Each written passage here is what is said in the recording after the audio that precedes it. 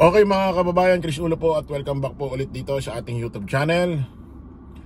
Okay ito mga kababayan, pag-usapan ho natin itong gagawing preparasyon o paghahanda ho ng Pilipinas para mag-host ho ng Asian Summit para sa 2026. Ibig po sabihin yan, ang 2026 Asian Summit ay dito ho gaganapin sa Pilipinas.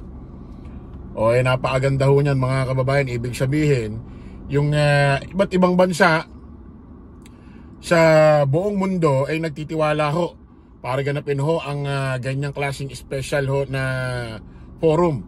Tiwala ho silang ganapin ho rito sa ating bansa. Ayan handa na ang Pilipinas para sa Association of Southeast Asian Nation or Asian Summit sa 2026, kung saan ang bansa ang chairman nito sa susunod na taon. Ayan. Pinasanda na para mag-host sa Asian Summit. Ayan mga kababayan. Ibig sabihin yan, dito ho gaganapin ang makasaysayang event ho na yan sa 2026. At iimbitahan ho ni Pangulong Bongbong Marcos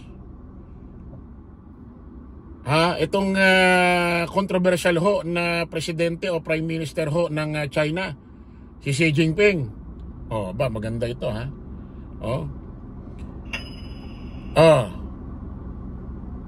tiyakin kong may imbitahan si Pangulong Xi Jinping at gagamitin ko ang lahat ng paraan upang ipakita kung gaano tayo kaseryoso sa pagnanais na bumisita siya sa Pilipinas. Maganda ho ito mga kababayan. At alam ho natin, pati ho si President Donald Trump iimbitahan din ho ni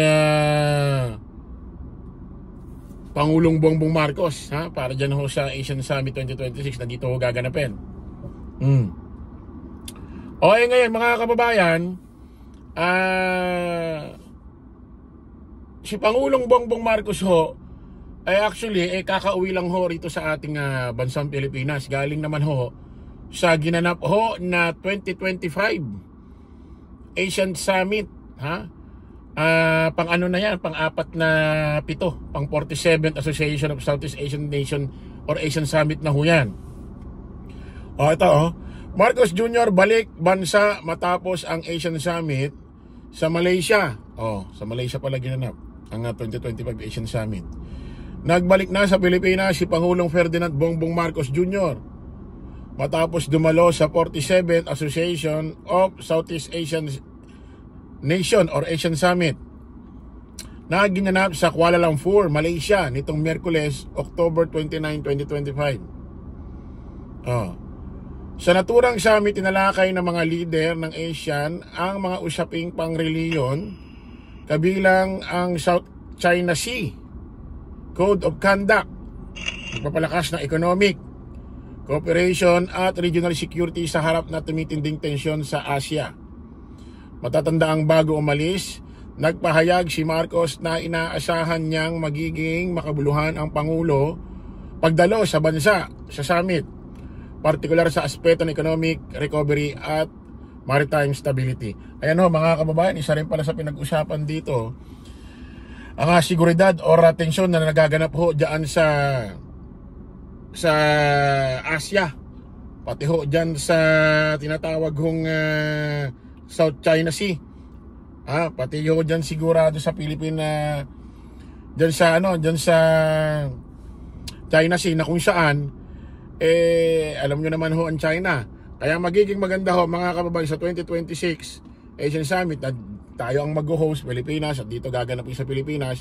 Magandang maimbitahan ho itong si Xi Jinping ni Pangulong Bongbong Marcos. Pati ito si Donald Trump. Magiging maganda ho yan. Kasi magiging kumbaga pag-uusapan ho yung mga nangyayari dyan sa sa West Philippine Sea.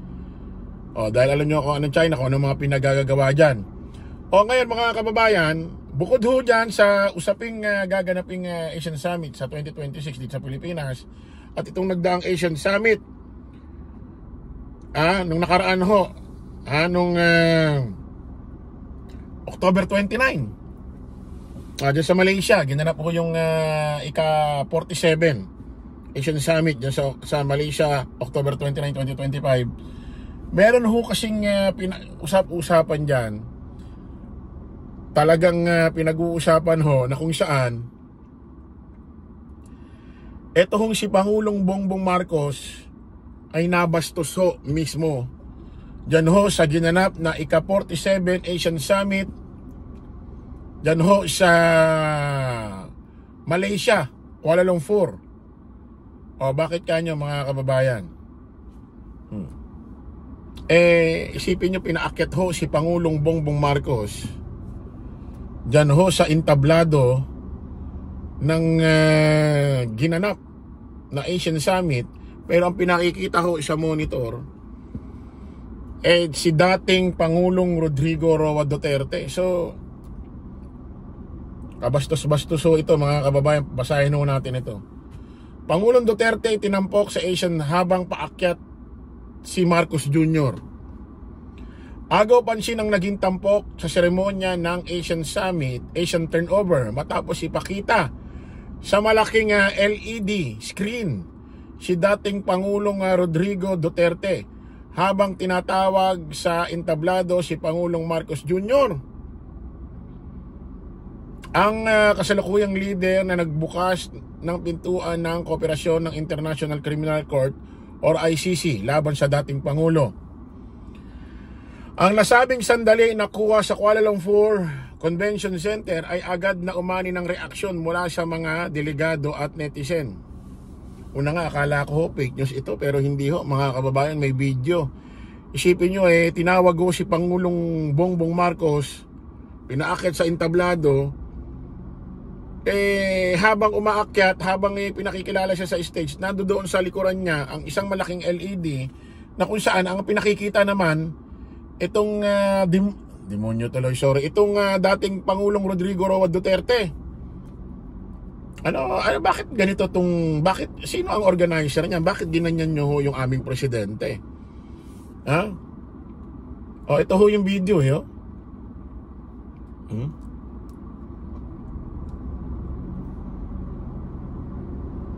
Play natin.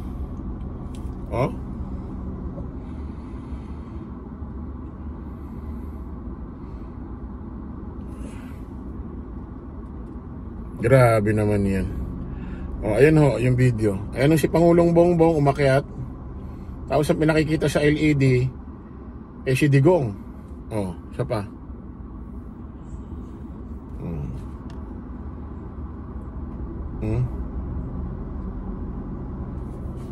One more pa po.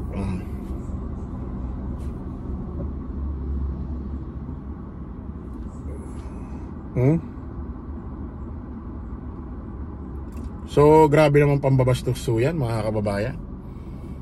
Ito yung picture, si Pangulong Bongbong makit sa entablado. Sa LED naman, si Digong ang pinakikita. So, grabe ho itong pambabastos na ito. Hindi ho tama. Hindi ho natin alam kung sino ang kung sino ho ang dapat ho ang mga question dyan ho, organizer kasi. Di ba dapat yung ginawang pambabastos na yan sa aming Pangulong Bongbong Marcos, di ba dapat cargo ho yan ng gobyerno ng Kuala Lumpur, Malaysia? Dahil kumbaga wala naman kayo sa issue, di naman kasama sa issue na yun Para bang ang nangyayari pinipersonal nyo. Diyan pa sa pinaka-special ho na okasyon. Tandaan natin to mga kababayan Huwag natin kalilimutan itong bansang Kuala Lumpur, Malaysia. Binastoso ang ating mahal na Pangulong Bongbong Marcos. So abangan natin sa 2026 pag dito ho ginanap ang Kuala Lumpur. Pag dito ginanap ho ang ika 48 Asian Summit na yan. Pag dito ho ginanap yung Asian Summit na yan next year 2026, ewan natin kung anong pwedeng gawing pambabastos ng Pilipino daan sa presidente nyo or prime minister ba yan? Diyan sa Malaysia? Sa Kuala Lumpur, Malaysia? Grabe ho, no? Grabe yung pambabastos. Okay mga kababa, kita-kita ulit tayo sa panibagong vlog. Bye-bye po.